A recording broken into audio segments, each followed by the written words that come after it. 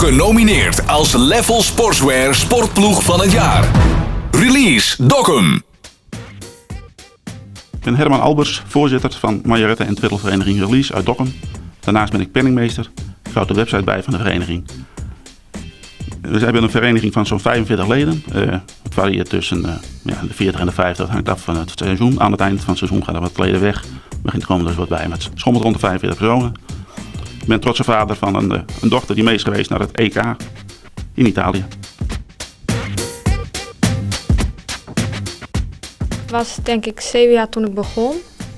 Ik ben erbij gekomen, want mijn vader die staat al heel lang voor de drumband. En ik was als klein meisje altijd wel mee als hij over straat moest. En dan zag ik altijd die majorettes ervoor lopen. En ik vond dat altijd heel leuk, dus toen wou ik ook graag. Dus toen ben ik op 7-jarige leeftijd begonnen.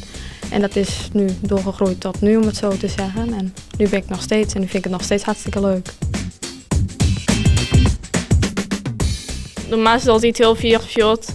En als we dan heel vierfjord binnen, dan binnen meestal dan een motivatie in standaard, zeg maar. En in Friesland, ja, er zijn net zoveel mensen die steeds maar exhibition doen op uw niveau. Dus dat maakt het wel moeilijker. Maar ik wil wel leuker om steeds maar de goede mensen best altijd chimma's te verslaan. En dat het dus op het NK lukt.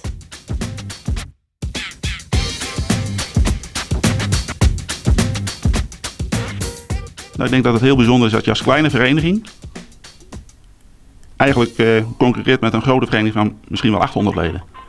Een kleine vereniging, ja, het is eigenlijk net als een dorp. Hè, dat je veel meer op elkaar toegewezen bent en veel meer voor elkaar klaar staat. En dat een hechtheid geeft en een gebondenheid waardoor je tot die prestaties komt.